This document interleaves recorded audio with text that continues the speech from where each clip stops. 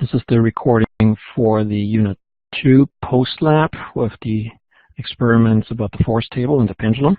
So the first one, of course, is that you attended lab intensive, or if you did the labs at home, that you did them correctly at home and submitted everything you needed to.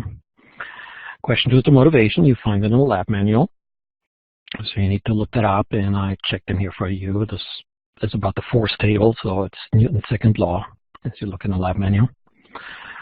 And it tells you, well, what we're using Newton's second law for. And in fact, it says here Newton's second law is perhaps the most important law in physics, F equals ma. Lots of things are derived from it. It applies to lots of things as well. Okay, the next one here is measurement and result. So you actually have your own measurements, and if you followed the directions quite precisely, you should come up with the correct results here. So in the example that I supplied, the force measured with the spring scale, counteracting the forces, came out as about 2.5 to 3.0 newtons at an angle of about 55 degrees. It says about and about because you do have measurement hours, but you ought to be in between these numbers. You ought to be around that number. Again, if you followed the instructions as precisely as possible, I can test you on these here. You should come up with these results. So in the first setup called setup A, these were the masses that were at certain angles that are given on the lab sheet, and the force measured with the spring scale should come out to 2.5 to 3.5 newtons, and the angle where you put the counter force at would be around 110 degrees. And in setup B, you should have measured between 3.0 and 4.0 newtons, an angle of about 40 degrees. In setup C, using these numbers here and the angles that come with it, you should have measured between 3.0 and 5.7 degrees and an angle between 60 and 105 degrees. There's a wider range here because there was a certain amount of choice that you had in that particular setup. And in setup D, using a choice of mass yielded a net force of 0. So setup C, you set up any way you want, but you ought to come up with 0 because that was the instruction. Why is the angle between each net force and your measured angle of each counter force about 180 degrees from each other? Well, because the net force exerted by the hanging masses must be balanced by the counter force that you exerted, which is pulling in the opposite direction.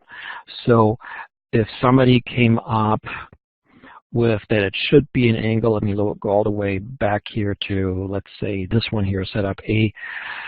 Somebody measured 110 degrees, but on the computation you came up with about 290 degrees. Well, those two numbers tell you that you're right, because the whole assembly tries to pull at 290 degrees, and you need to put the counter force at 180 degrees away from it, which is 110, pulling in the opposite direction to balance it. So that's what that means. And let's see, the last one here. When comparing the results between the applet calculation and measurements, which ones are more accurate and why? Well, the applet calculations, because they're the theoretical ones, they use perfect theoretical results, while of course you made a measurement which contains at least random errors. All right, the next one is actually a computation. For this one here, the masses are given, and of course your numbers might be different that you get in your post-lab question, and the angles are given here. And I really encourage you to use one of the vector addition applets that posted in the lab manual. So that tests students that they understand the equation that is being used, and in this case, to apply the applet. The other one here, this question here, just test that you follow the directions and figure it out. Well, these are the measurements, and the measurements are good. All right, the errors for the force table, there are a few here. I believe I checked them correctly. Let's see, there should be apparently 6 errors. So measuring the counteracting force with the spring scale, as you know, they're not the greatest.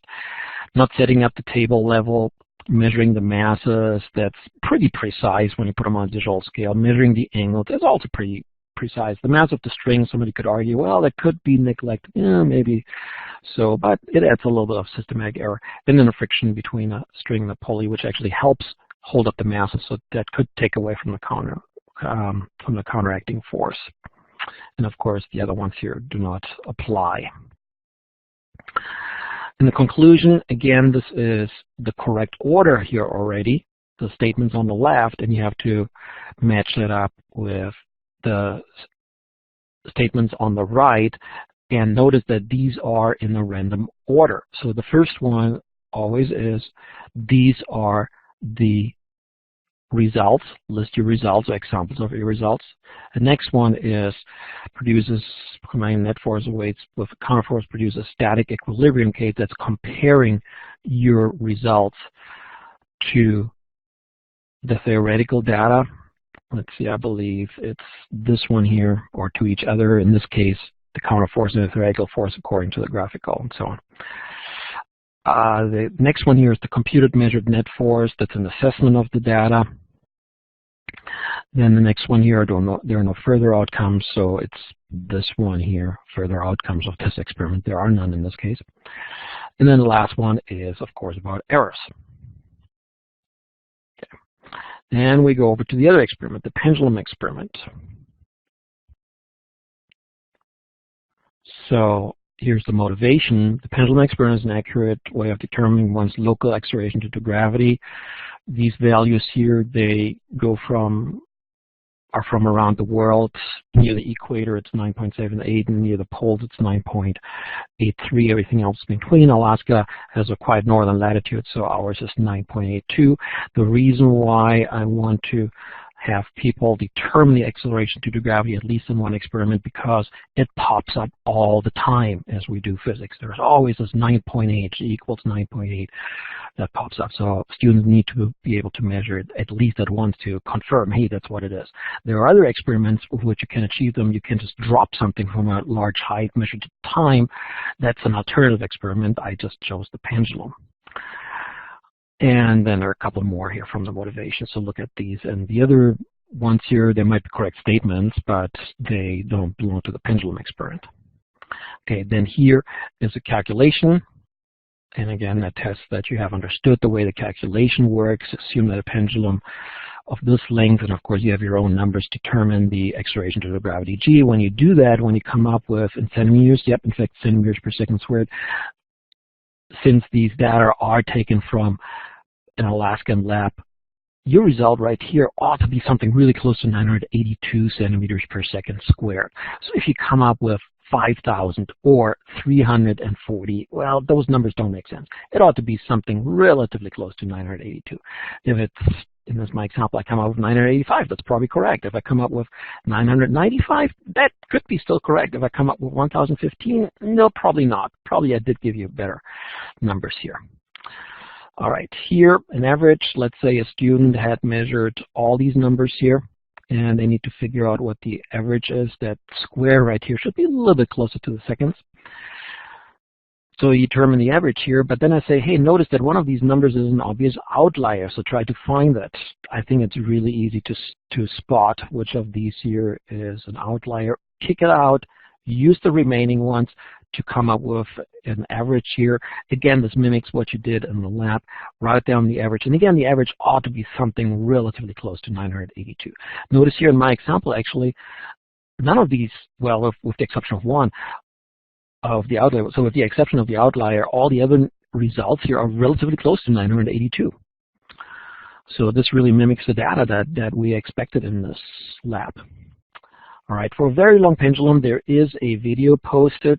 You may watch it where I used a photo gate, and we had a really long pendulum. The 413.2 centimeters is in the neighborhood of, is it about almost 14 feet long. So it's up from a railing from the second floor.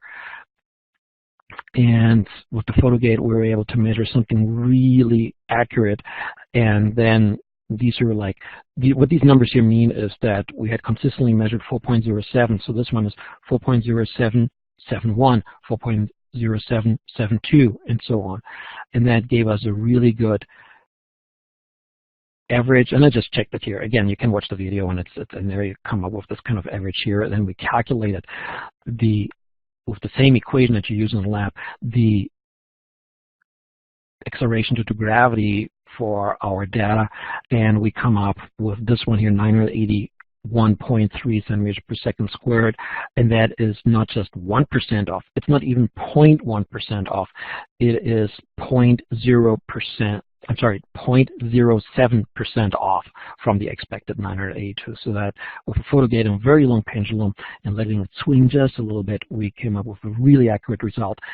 You didn't have the luxury to do that, but you still had quite long pendulums. You know, they hung right under the ceiling, and you ought to come up with really good measurements. I'm not saying that the longer the pendulum is, that you get now the correct acceleration of gravity, but it makes it more accurate because it's swinging more slowly, and it is, so time is, you're able to measure the time better, and you're able to measure the length more accurately simply because you're trying to measure really accurately for a longer length. All right, so let's see the errors for the pendulum, and then I'm almost done here, I guess. I think there should be, how many errors do I have here? 2, 5. Let's see if I got those. So the knot not exactly tied to the suspension point, hence the knot may swing. So you have like an additional centimeter that will make a difference, appreciable difference. The measuring the time, of course, the reaction time itself, the string tied to a movable object. This one shouldn't just be a systematic error, as I put the S in here, but it's actually an experimental error. I've seen that, and that people do something like that. And yeah, if the other thing swings, you cannot get a good measurement for just the pendulum itself. The mass of the string and the mass of the hook would shift the center of mass up. And again, the string is almost negligible, but going back to my really long pendulum here, the 413 centimeters here, so I measured the string, and I measured the mass of the string, and I actually computed where the center of mass was, and it's actually a little bit higher than the middle of the object, because at 413 centimeters, what did I say earlier, 14 feet, that's a lot of string, so that does add some weight, even to a lead weight. So measuring length of the, so that always gives us a systematic error with the mass of the string, the mass of the hook being slightly further up. We didn't accommodate for that in the lab, so that's why you could have perhaps a systematic error in your data. Measuring length of the string and between center of mass and knot, you know, it's just a length measurement that gives you a small random error. All right, and that's the recording for the Unit 2 labs.